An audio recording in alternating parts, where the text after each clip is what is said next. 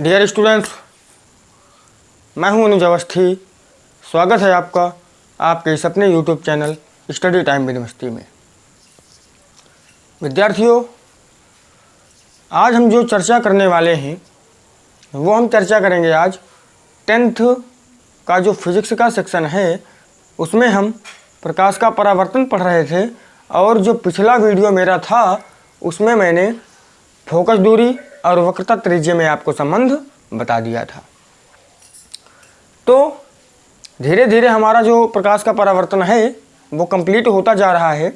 तो जो आज का हम वीडियो आपके लिए लेके आए हैं उसमें हम समझेंगे प्रतिबिंब और वस्तु, और हम ये भी देखेंगे कि जो हमारे दर्पण में प्रतिबिंब बनने की स्थितियां होती हैं वो हमारी कितने प्रकार की होती हैं और वो हमारे कैसे होती हैं, उनको भी समझेंगे। तो स्टार्टिंग करते हैं। तो इस वीडियो को आप बिना स्किप किए देखिए। ये वीडियो आपके लिए बहुत ही महत्वपूर्ण होने वाला है, क्योंकि परीक्षा में जो हमारी प्रतिबिंब की स्थितियां होती हैं वो बिल्कुल ही पूछी जाती हैं और वो हमारे लिए महत्वपूर्ण है। तो अगर हम बात करें वस्तु की, तो हम अगर वस्तु को परिभाषित करें तो हम क्या कहेंगे। देखिए, प्रतिबिंब के केस में तो सीधी सी बात है कि जब प्रकाश हमारा चलता है या प्रकाश का परावर्तन होता है तो प्रकाश तो हमारा वस्तु से ही चलता है। तो हम ये कहेंगे, अगर प्रकाश की स्थिति में हम बोलें तो हम कहेंगे प्रकाश जिस स्रोत से चलता है और उसका किसी भी दर्पण में परावर्तन होता है तो जिस बिंदु से प्रकाश चल रहा है उसी बिंदु को हम कहेंगे वस्तु, जिस भी बिंदु से चल रहा हो। क्लियर है? मतलब कहने का, जिस प्रकाश स्रोत से चलकर प्रकाश किरणें दर्पण पर आपतित होते हैं उसे हम कहते हैं वस्तु। आपतित होते हैं, समझते हैं? अगर हमने यहाँ पे एक चित्र बनाया और ये हमने माना कोई दर्पण है, तो कोई क्या, ये कौन सा दर्पण है हमारा? अवतल दर्पण है। ये मैंने आपको अच्छे से बता दिया है कि जब उभरे हुए तल में पॉलिश होती है और धसा हुआ तल हमारा चिकना होता है तो वो अवतल दर्पण होता है, और इसका जस्ट अपोजिट मतलब धसे हुए तल की ओर पॉलिश हो और उभरा हुआ तल चिकना हो तो वो हमारा उत्तल दर्पण होता है। अब हमने मान लिया कि यहाँ से कोई प्रकाश किरणें इस दर्पण पर आपतित हो रही हैं, तो उसके लिए पहले हमें मुख्य अक्षरेखा चाहिए। तो ये हमने मान लिया कि कोई मुख्य अक्षरेखा है हमारी। इसके बारे में हमने डिटेल में ही पिछले वीडियो में जान लिया है। तो यदि आपको वीडियो देखना हो तो इसका लिंक मैंने डिस्क्रिप्शन बॉक्स में दे रखा है। आप डिस्क्रिप्शन बॉक्स में जाकर उस वीडियो को आप कंप्लीट कर सकते हैं, उसके बाद इस वीडियो को भी देख सकते हैं आप। तो अब ये परावर्तन होगा यहाँ से, तो परावर्तन होगा। अब यहाँ से कोई जरूरी तो है नहीं, कई सारी किरणें आएंगी। यहाँ से एक किरण हमने मान लिया कि मुख्य फोकस से जा रही है, गई मुख्य अक्ष के समांतर हो गई। हमने इसमें 3 विशेष स्थितियां आपको बताई थी कि प्रकाश स्रोत से जब प्रकाश किरणें चलती हैं तो उसमें हमारी 3 विशेष स्थितियां होती हैं। वो भी मैंने आपको पिछले वीडियो में कवर कर दिया है, उनको आप एक बार पुनः देखिए और समझिए। तो जब प्रकाश किरण हमारी मुख्य फोकस से जाएगी तो वो परावर्तन के पश्चात मुख्य अक्ष के समांतर हो जाएगी। लेकिन ये प्रकाश किरण जो मुख्य अक्ष के समांतर चल रही है वो तो मुख्य फोकस से हमारी लौटेगी, बिल्कुल लौट रही है। तो हम कहेंगे कि प्रकाश किरणें जो हैं वो किस बिंदु से चल रही हैं, यही तो प्रकाश स्रोत है।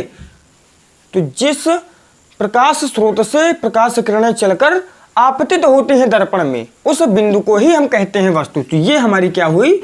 वस्तु हुई, बिल्कुल। तो वस्तु को हमने परिभाषित कर दिया। अगर हम प्रतिबिंब को परिभाषित करें तो प्रतिबिंब को कहेंगे जब किसी वस्तु से चलने वाली प्रकाश किरणें परावर्तन के पश्चात जिस बिंदु पर अभिसरित होती हैं या फिर अपसरित होती हुई प्रतीत होती हैं, तो उस बिंदु को हम कहते हैं प्रतिबिंब।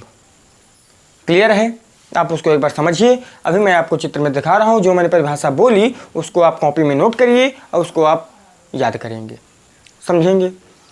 हमने बोला अभिसरित हूं या फिर अपसरित होती हुई प्रतीत हो, 2 वर्ड। और उसके लिए हमने किरणपुंज भाग 1 में ही पढ़ लिए हैं। किरणपुंज कितने प्रकार के होते हैं? 3 प्रकार के, अभिसारी किरणपुंज, अपसारी किरणपुंज और समांतर किरणपुंज। अभिसरित हूँ, अभिसरित होने का मतलब है कि यहाँ पर कौन सा किरणपुंज बनेगा? अभिसारी किरणपुंज बनेगा। और अभिसारी किरणपुंज हमारा वो होता है जहाँ पर प्रकाश किरणें एक ही बिंदु पर मिल रही हों। क्लियर है? मतलब प्रकाश किरणें परावर्तन के पश्चात जिस बिंदु पर काटती हैं वहाँ पर बनता है हमारा प्रतिबिंब। अब ये जो प्रतिबिंब होता है वो हमारा 2 प्रकार का होता है। एक होता है हमारा वास्तविक प्रतिबिंब और एक होता है हमारा आभासी प्रतिबिंब। वास्तविक प्रतिबिंब का मतलब है कि उस प्रतिबिंब को वास्तविकता में देखा जा सके, और आभासी प्रतिबिंब का मतलब है कि उस प्रतिबिंब को सिर्फ आभास ही किया जा सके, सिर्फ आभास कर सकते हैं। वास्तव में वहाँ पे किरणें एक दूसरे को नहीं काटती हैं, वो काटती हुई प्रतीत होती हैं। मतलब कहने का कि जो वास्तविक प्रतिबिंब होता है उसमें प्रकाश किरणें अभिसरित होती हैं, और जो हमारा आभासी प्रतिबिंब होता है उसमें प्रकाश किरणें अपसरित होती हुई प्रतीत होती हैं। जैसे हम चित्र से ही समझते हैं, तो हम कहेंगे यहाँ पर एक बार हमने यहाँ पे लिया अवतल दर्पण, एक बार हमने लिया यहाँ पे उत्तल दर्पण। समझिए बात को, ये हमारा मुख्य अक्ष हो गया और इसका भी हमारा ये मुख्य अक्ष हो गया। ठीक, ये हमारा बिंदु हो गया P, ये भी बिंदु हमारा हो गया P। क्लियर है? ये गोलीय दर्पण है तो केंद्र हमारा इस तरफ होगा, वक्रता केंद्र भी इस तरफ होगा और मुख्य फोकस भी इस तरफ होगा। क्लियर है? याद रखना कि जो परावर्तन होता है हमेशा चिकने पृष्ठ से ही होता है, दर्पण के चिकने पृष्ठ से ही हमारा परावर्तन होता है। तो चिकना पृष्ठ तो ये है, इसका चिकना पृष्ठ ये है, और गोलीय दर्पण हमारा इस प्रकार का है, उसका केंद्र वक्रता केंद्र फोकस हो गया ये। क्लियर? अब प्रकाश किरणें आई, परावर्तन हुआ, तो ये क्या धंसा हुआ तल है, तो धंसा हुआ तल होने के कारण इसका जो परावर्तन होगा वो नीचे की दिशा में होगा, इस दिशा में। यहां भी प्रकाश किरणें देखिए आई, समांतर आई, चिकने पृष्ठ थे, चिकने पृष्ठ पर आ रही हैं, आपतित हो रही हैं, चिकने पृष्ठ पर ही आपतित हो रही हैं, और चिकने पृष्ठ पर ही हमेशा प्रकाश किरणें आपतित होंगी, इस पृष्ठ में कभी नहीं होंगी, क्योंकि ये तो पॉलिशिंग वाला पृष्ठ है ना। इसका जो परावर्तन होगा वो हमारा होगा ऊपर की तरफ, कुछ इस प्रकार से हमने मान लिया ये परावर्तन हो गया।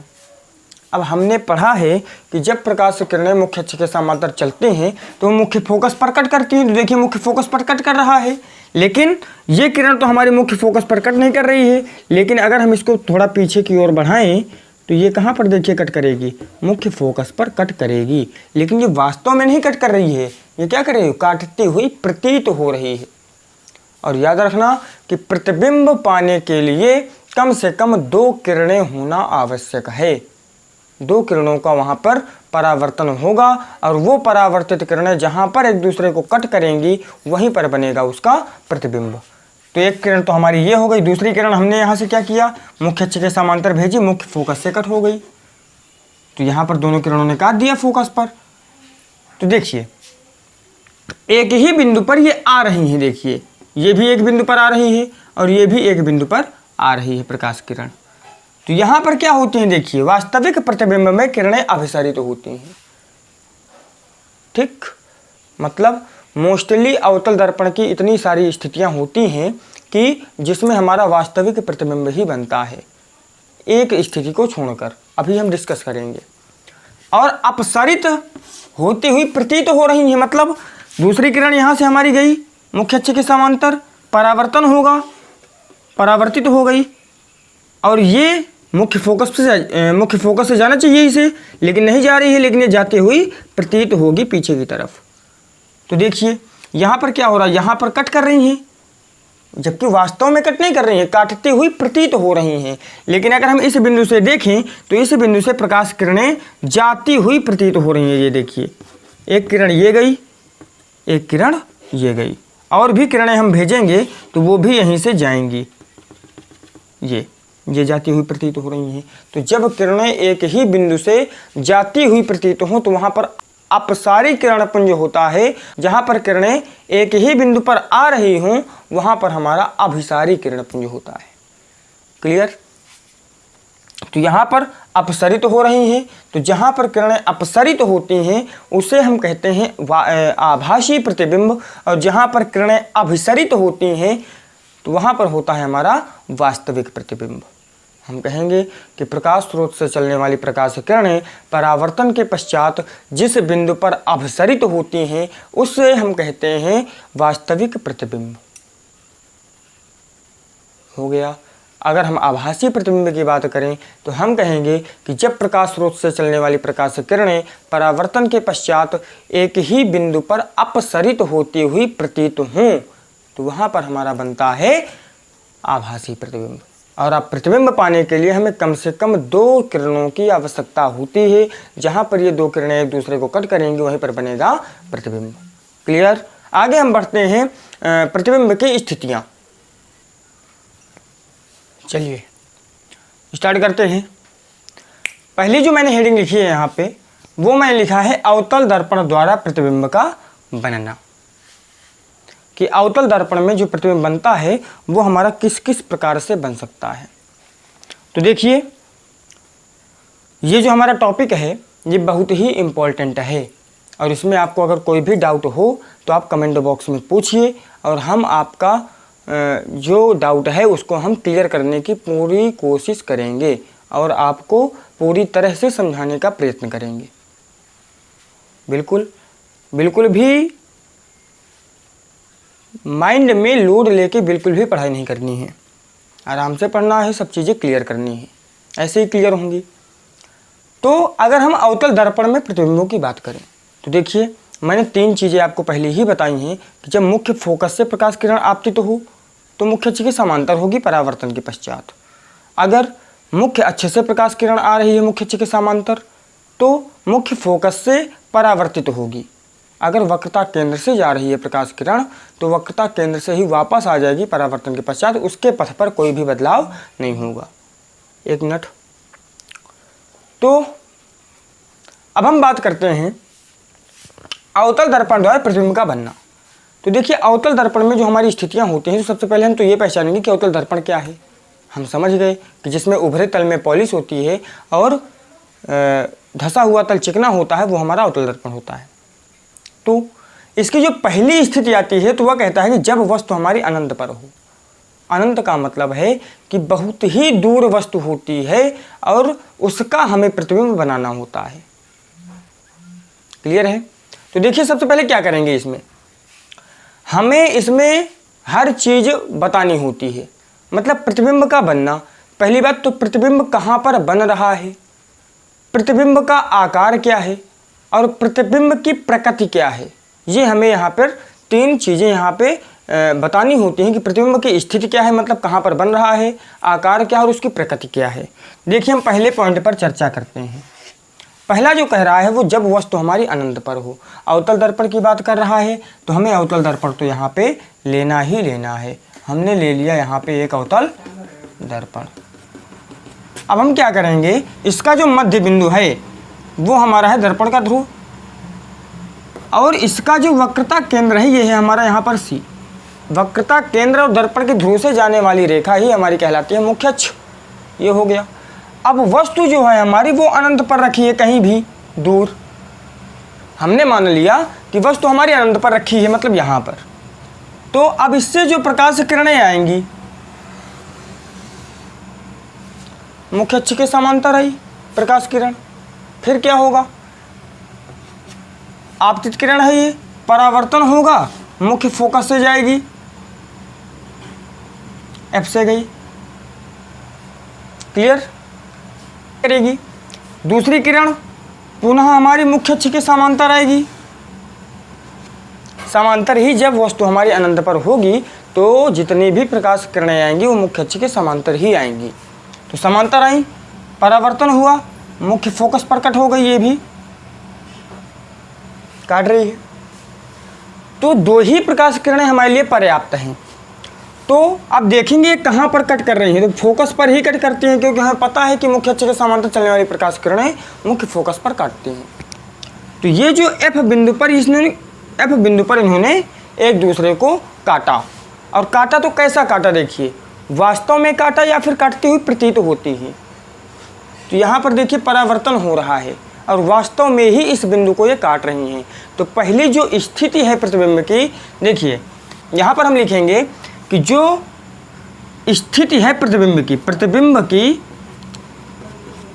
स्थिति वो देखिए कैसी है कि मुख्य फोकस पर जो प्रतिबिंब बन रहा है हमारा, वो कहाँ बन रहा है, देखिए मुख्य फोकस पर ही बन रहा है, यहाँ पर है ना। फिर हम इसके आकार की बात करें कि प्रतिबिंब का आकार कैसा है इसमें, तो देखिए प्रतिबिंब का आकार कैसा है, आकार ये क्या है, ये हमारा बिंदु आकार का है, ना तो बड़ा है ना छोटा है और ना ही बराबर है, ये कैसा है, बिंदु आकार का है। तो यहाँ पर लिख देंगे हम बिंदु आकार। अगर हम इसकी प्रकृति की बात करें तो प्रकृति का मतलब है कि प्रतिबिंब हमारा वास्तविक बन रहा है या फिर आभासी बन रहा है। तो हम क्या, हमने बताया अभी कि जब वास्तव में काट रही होती हैं तो वास्तविक बनता है, जब काटती हुई प्रतीत होती हैं तब आभासी बनता है। तो वास्तव में काट रही हैं, इसलिए यहाँ पर जो प्रतिबिंब बनेगा वो कैसा बनेगा, वास्तविक बनेगा। तो ये हमारा हो गया अवतल दर्पण के लिए जो पहली कंडीशन है, उसमें हमारा प्रतिबिंब कैसा बनता है और कैसा उसका किरण आरेख होता है। किरण आरेख हमारा समझना बहुत ही इम्पोर्टेंट है और किरण आरेख हमेशा प्रश्न पत्र में पूछा जाता है। तो ये हमारा हो गया पहला, इसको आप लिखिए, इसके बाद मैं नेक्स्ट समझाने जा रहा हूँ। क्लियर है। अब हम बात करते हैं दूसरे पॉइंट की, कब, जब वस्तु हमारी वक्रता केंद्र के पीछे हो। फिर से समझते हैं, देखिए पहली स्थिति हमारी कंप्लीट हो गई और ये हमारी परीक्षा की दृष्टि से बहुत ही महत्वपूर्ण चैप्टर है। चैप्टर के साथ साथ ही टॉपिक जो चल रहा है इस वीडियो में वो भी बहुत ही महत्वपूर्ण रोल अदा करेगा आपके स्कोरिंग में। तो मुख्य अक्ष रेखा तो हमें खींचनी है पहली बात। अब अगर ये हमारा दर्पण का वक्रता केंद्र है सी, तो जो वस्तु रखनी है वो वक्रता केंद्र के पीछे रखनी है, क्योंकि ये जो पॉइंट है वो कह रहा है कि जब वस्तु हमारी वक्रता केंद्र के पीछे हो। तो हम यहाँ पर पीछे वस्तु मानेंगे, हमने मान लिया ये कोई वस्तु है हमारी ए बी। क्लियर। प्रकाश किरण गई,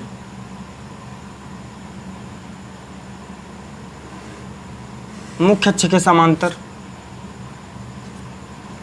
अब परावर्तन होगा, परावर्तन के पश्चात ये मुख्य फोकस से होकर जाएगी, ये चली गई।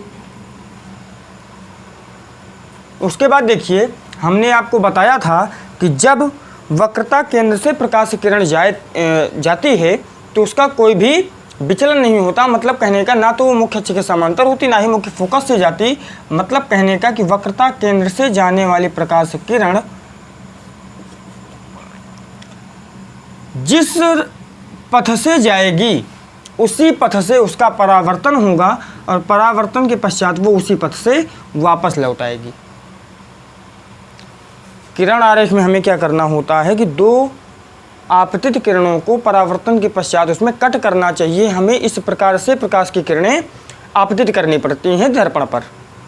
तो दर्पण पर हमने कैसे आपतित किया, देखिए पहली जो किरण है उसको हमने मुख्य अक्ष के समांतर आपतित किया, परावर्तन के पश्चात मुख्य फोकस से गई वो।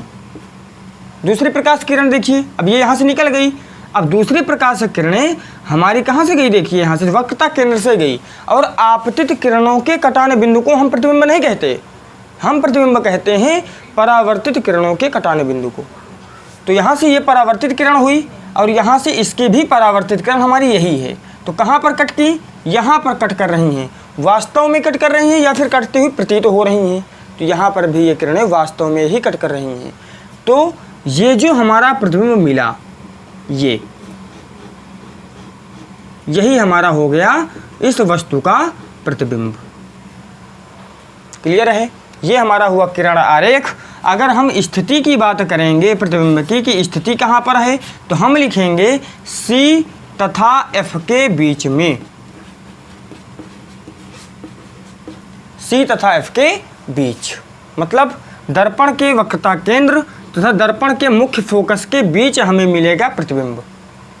है।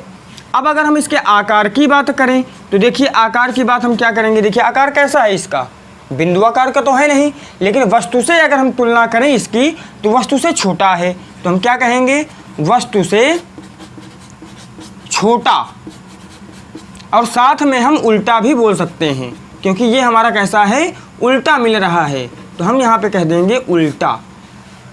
वस्तु हमारी रखी है ऐसे देखिए, और इसका जो प्रतिबिंब मिल रहा है वो मिल रहा है हमें नीचे की तरफ, तो इसका जो प्रतिबिंब मिला वो कैसा होगा हमारा, वस्तु से छोटा तो होगा, लेकिन साथ साथ वस्तु के तुलना साथ साथ हमारा क्या होगा, उल्टा भी होगा।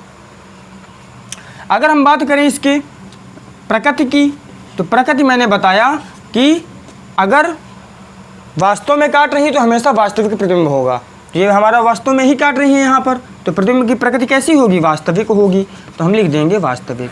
तो ये 3 हेडिंग तो हमें प्रतिबिंब से रिलेटेड लिखनी है। अगर हमारा किसी भी दर्पण पर प्रतिबिंब का बनना अगर आ रहा है तो प्रतिबिंब की स्थिति, प्रतिबिंब का आकार और प्रतिबिंब की प्रकृति, 3 चीज़ें लिखनी है। अब प्रत्येक किरण आरेख बनाना तो एकदम अनिवार्य है। अब किरण आरेख को समझना, देखिए अगर इसको याद करेंगे आप तो इसको याद नहीं कर पाएंगे, ये मैं बार बार बोल रहा हूँ, तो इसको समझने का प्रयास कीजिए। अगर समझ में आ जाएगा तो ये आपके दिमाग में एकदम सेटअप हो जाएगा, और ये परीक्षा में आपको तुरंत याद भी आ जाएगा कि नहीं किरण आरेख कैसे बनाना है। याद करेंगे तो बिल्कुल कंफ्यूज हो जाएंगे, भूल जाएंगे, कोई मतलब नहीं निकलेगा। इसको आप समझिए। इसके बाद नेक्स्ट हम देखते हैं, तो तीसरी कंडीशन जो है वो कह रही है हमारी कि जब वस्तु हमारी वक्रता केंद्र पर रखी हो।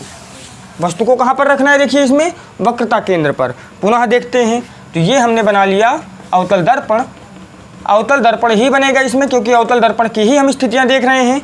ये हमारा मुख्य फोकस हो गया, ये हमने मान लिया वक्रता केंद्र C है, ये हमारा मुख्य फोकस F है। वक्रता केंद्र पर ही वस्तु रखी है, मतलब ये वस्तु रखी है हमारी वक्रता केंद्र पर ही रखी है ये वस्तु, AB वस्तु हो गई। मुख्य अक्ष के समांतर प्रकाश किरण चली, परावर्तन हुआ, परावर्तन के पश्चात मुख्य फोकस से लौटी। क्लियर है।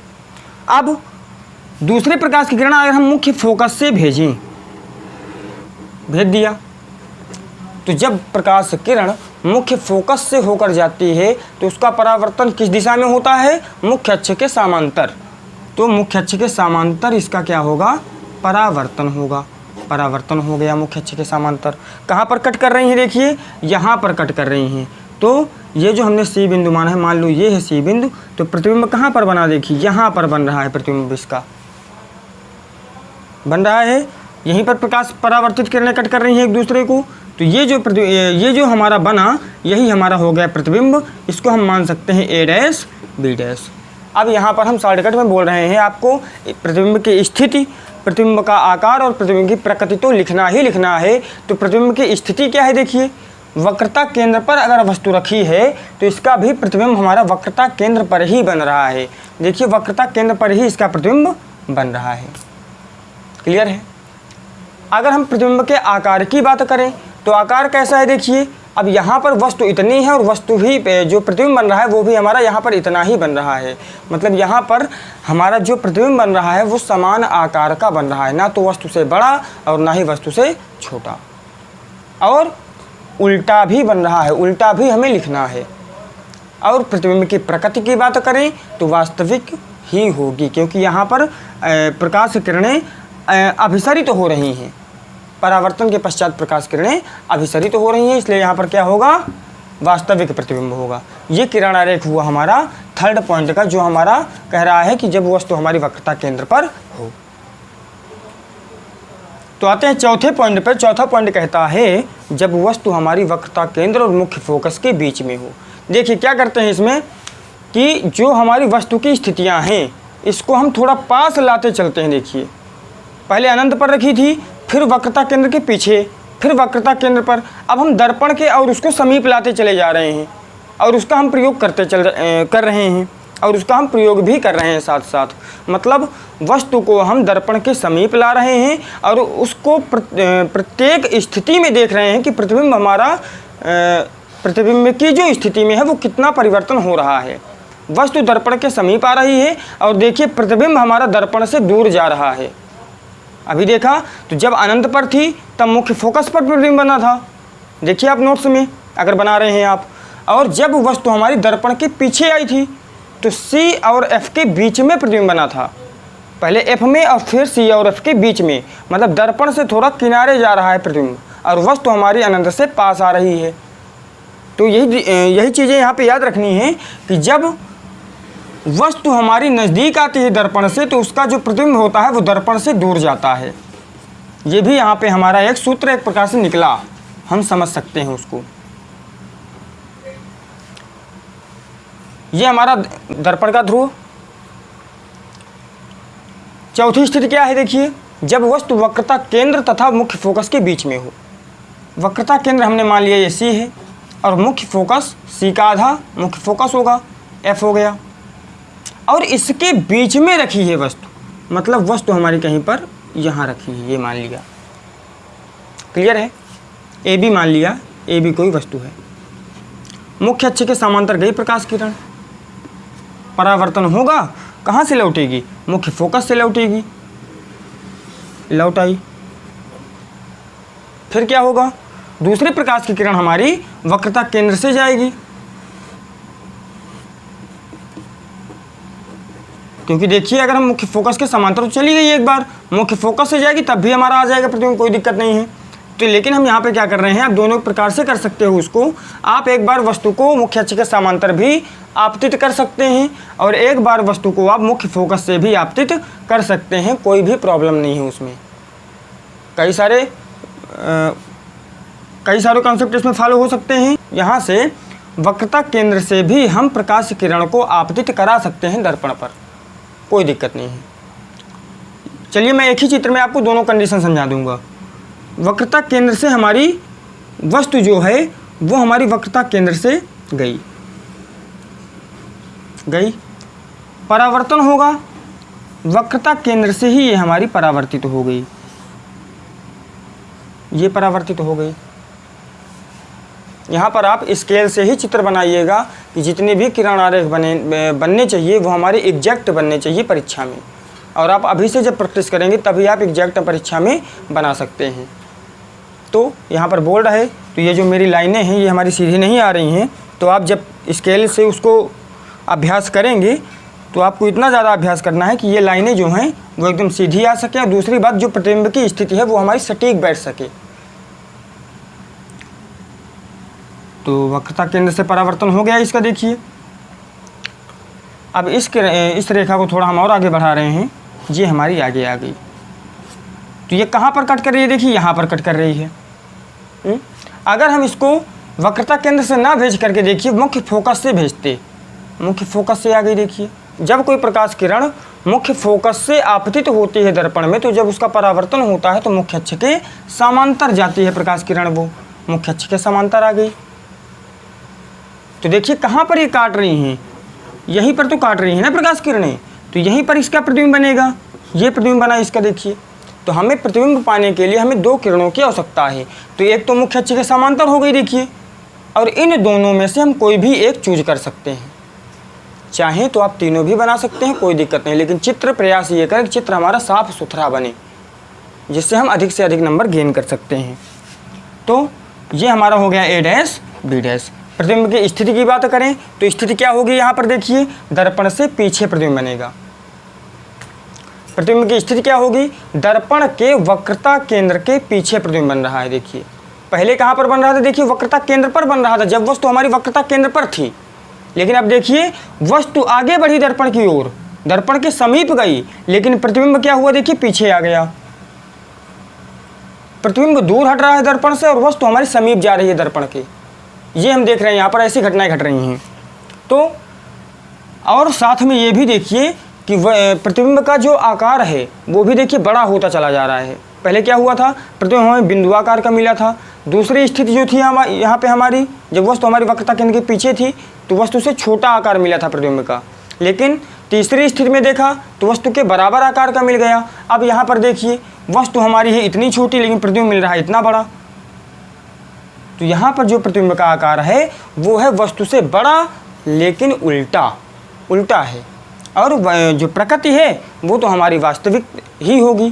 क्यों? क्योंकि यहाँ पर प्रकाश किरणें अभिसरित हो रही हैं। अभिसरित होने का मतलब है यहाँ पर जो प्रतिबिंब होगा वो हमारा वास्तविक प्रतिबिंब होगा। आगे हम बात करते हैं इसकी पांचवी स्थिति की। तो जो पांचवी स्थिति है हमारी वो कह रही है कि जब वस्तु हमारे मुख्य फोकस पर हो। अभी हमने कहाँ पर रखा था? मुख्य फोकस और वक्रता केंद्र के बीच में।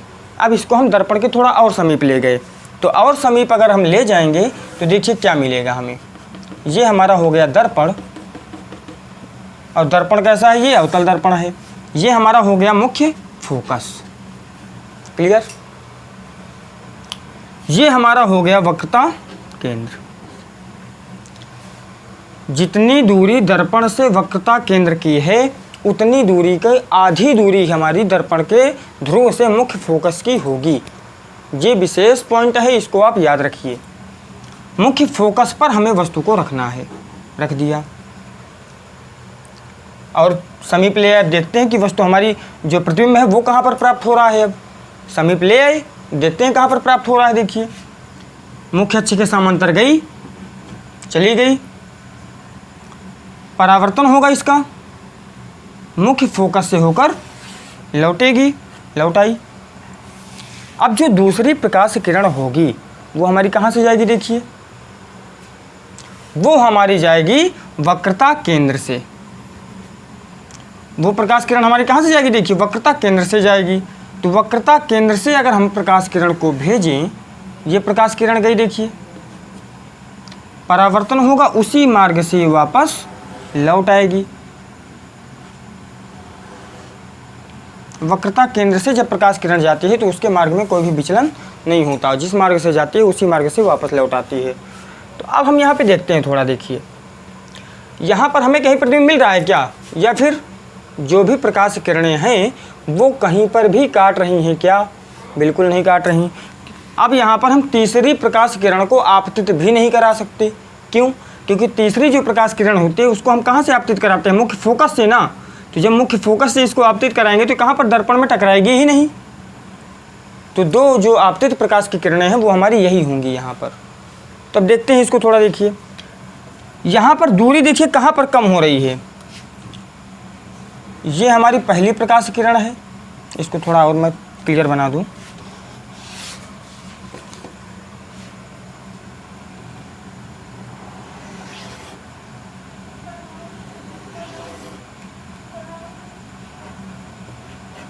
ये हमारी पहली प्रकाश किरण है जो हमारी मुख्य अक्ष के समांतर आई थी। अब यहाँ से ये देखिए कि जो ये यहाँ से ये देखिए कि जो ये हमारी परावर्तित किरणें हैं ये दर्पण के किस पृष्ठ पर एक दूसरे को काटेंगी। ये हमारी कहाँ पर काटती हुई प्रतीत हो रही। देखिए तो यहाँ से अगर हम बात करें तो इसकी दूरी यहाँ से हमारी बढ़ रही है। देखिए ये जो दूरी है यहाँ पर, तो ये दूरी तो हमारी निरंतर बढ़ रही है ना। तो इस तरफ तो कहीं काटेंगी नहीं। पहली बात यहाँ पर थोड़ा देखिए ये दूरी हमारी थोड़ी कम होती चली जा रही है। तो अगर ये दूरी कम हो रही है तो आगे ये दूरी हमारी और भी कम होगी, और भी कम होगी। तो ये जो प्रकाश किरणें काटेंगी ये कहीं दूर जाकर काटेंगी। दूर जाने का मतलब है कि यहाँ पर जो प्रतिबिंब बनेगा वो हमारा अनंत पर बनेगा। अनंत का मतलब ये दूरी को हम कैलकुलेट नहीं कर सकते। अनंत पर कहीं दूर, बहुत दूर जाके बनेगा। तो कब बनेगा दूर? जब वस्तु हमारे मुख्य फोकस पर होगी। तो प्रतिबिंब की स्थिति क्या मिली हमें कि वस्तु जो प्रतिबिंब बनेगा वस्तु का वो कहाँ पर बनेगा? अनंत पर बनेगा। आकार कैसा होगा? देखिए वस्तु से बहुत ही बड़ा होगा, क्योंकि अनंत पर जब काटेंगी तो इनके नीचे की ओर जा रही हैं किरणें। नीचे की ओर जब काटेंगी ये, और मुख्य अक्ष से जब हम उस बिंदु को मिलाएंगे कटाने बिंदु को, तो हमारे क्या होगा? बहुत ही बड़ा हमें प्रतिबिंब वहाँ से प्राप्त होगा। तो यहाँ पर जो प्रतिबिंब का आकार होगा वो हम कहेंगे वस्तु से बहुत ही बड़ा, बहुत बड़ा। और उल्टा भी साथ में कहेंगे। देखिए उल्टा ही बनेगा यहाँ पर। प्रकृति वास्तविक ही होगी, क्योंकि ये किरणें हमारी जहाँ भी जाएंगी वो वास्तव में ही काटेंगी, काटते हुए प्रतीत नहीं होंगी। क्लियर है? तो अब जो लास्ट हमारा यहाँ पर आता है वो आता है जब वस्तु हमारी मुख्य फोकस और दर्पण के ध्रुव के मध्य रखी हो, मतलब और थोड़ा समीप ले गए। अब देखते हैं, यही एक स्थिति ऐसी होती है अवतल दर्पण की जिसमें हमारा आभासी प्रतिबिंब बनता है, वास्तविक नहीं बनता। देखते हैं कैसे। एक ही स्थिति ऐसी है जिसमें हमारा आभासी प्रतिबिंब बनेगा, बाकी जितनी भी हमने 5 स्थितियां अभी पढ़ी सभी में हमारा वास्तविक प्रतिबिंब बन रहा था।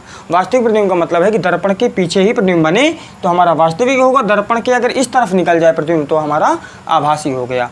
देखिए कैसे, ये हमारा हो गया P बिंदु, ये हमारा हो गया F और ये हमारा हो गया C। क्लियर है? हमने क्या किया,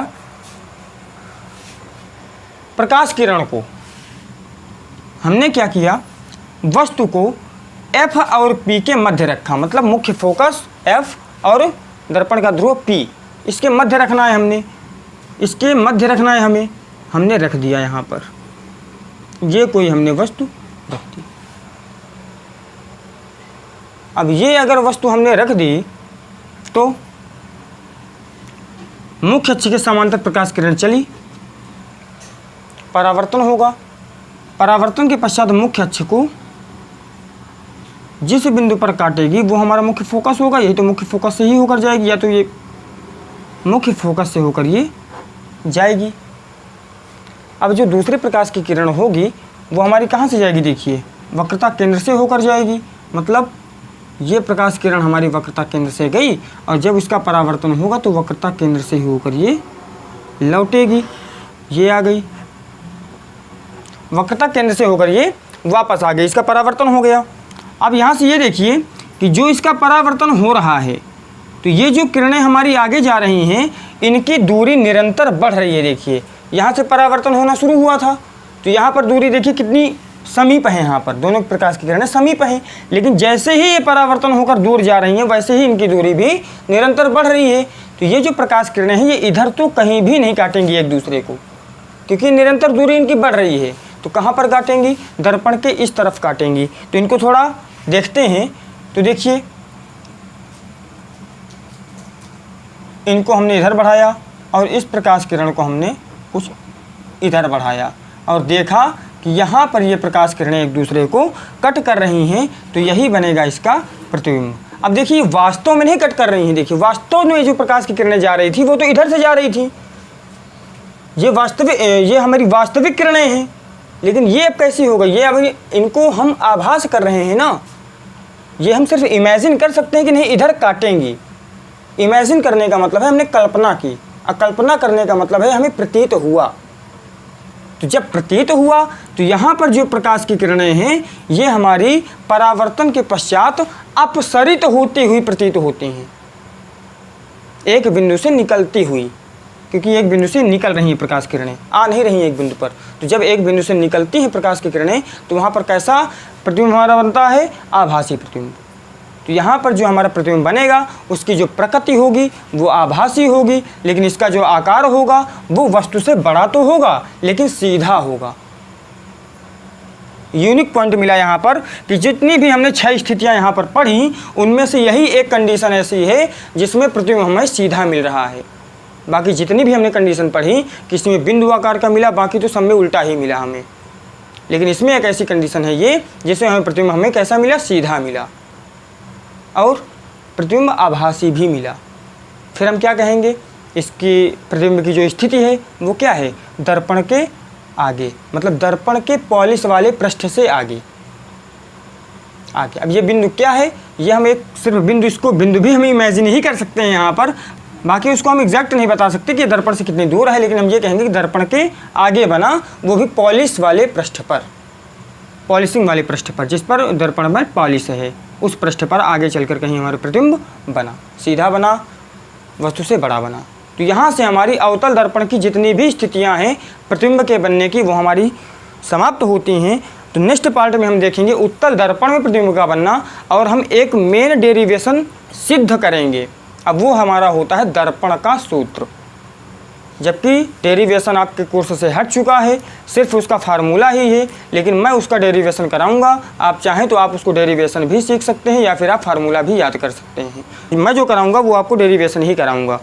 तो डेरिवेशन हम करेंगे, अगला पार्ट जो होगा उसमें हम दर्पण का सूत्र सिद्ध करेंगे और उत्तल दर्पण की जो स्थितियाँ हैं उनके बारे में हम देखेंगे प्रतिबिंब के बनने की। तो इस वीडियो को यहीं पे स्टॉप करते हैं। धन्यवाद। यदि आपको वीडियो अच्छा लगा हो तो इसको लाइक कीजिए, सब्सक्राइब कीजिए और बेल आइकॉन को प्रेस कीजिए, जिससे हमारे प्रत्येक वीडियो का नोटिफिकेशन आप तक आएगा और आप हमारे प्रत्येक वीडियो को सबसे पहले देख सकते हैं। धन्यवाद।